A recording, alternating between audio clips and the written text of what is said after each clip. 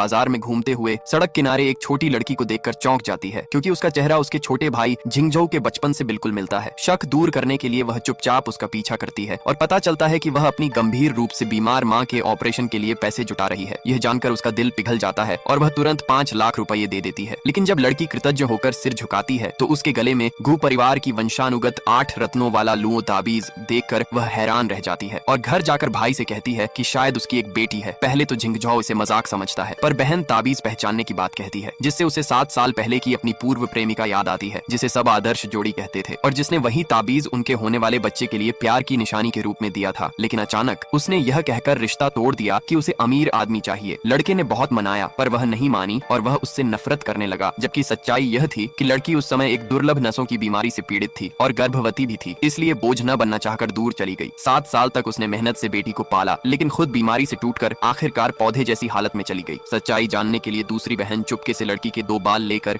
DNA test कराती है और रिपोर्ट में साबित होता है कि वह झिंगझोऊ की ही बेटी है। यह जानकर वह मन के द्वंद्व के बावजूद बेटी की जिम्मेदारी लेने का फैसला करता है। लेकिन उधर लड़की माँ के ऑपरेशन के पैसे जमा करने जाती है, तभी एक घमंडी अमीर युवक फूशाओ लाल बत्ती तोड़कर गाड़ी रोकता है और उल्टा उसी पर आरोप लगाकर 5 लाख रुपए हर्जाने की मांग करता है। लड़की माफी मांगती है तो वह उसे थप्पड़ मारकर टोपी गिरा देता है और उसके समय से पहले सफेद हुए बाल देखकर मजाक उड़ाता है। बैग छीनकर ऑपरेशन के पैसे सड़क पर फेंक देता है। लड़की रोते हुए कहती है कि यह उसकी मां की जान बचाने की आखिरी उम्मीद है, लेकिन वह निर्दयी हंसी उड़ाता है। एक बुजुर्ग रोकने की कोशिश करता है तो उसे भी थप्पड़ मारकर धमकी देता है कि वह बिन्हाई शहर के जाओ परिवार का ताकतवर आदमी है और जो विरोध करेगा उसका बुरा हाल करेगा। इसलिए सब डरकर चुप हो जाते हैं। फिर वह लड़की को सड़क के बीच खड़ा कर कहता है कि अगर बच गई तो पैसे लौटा देगा और गाड़ी उसकी तरफ दौड़ा देता है। सबको लगता है अब उसकी मौत तय है। तभी अचानक गाड़ी हवा में उछल जाती है, क्योंकि अस्पताल से बेटी और उसकी मां के गायब होने पर पिता ने हेलीकॉप्टर से खोज शुरू कर दी थी। मौके पर पहुंचकर वह बेटी को बचाता है और गुस्से में आदेश देता है कि गाड़ी और अपराधियों को नदी में फेंक दिया।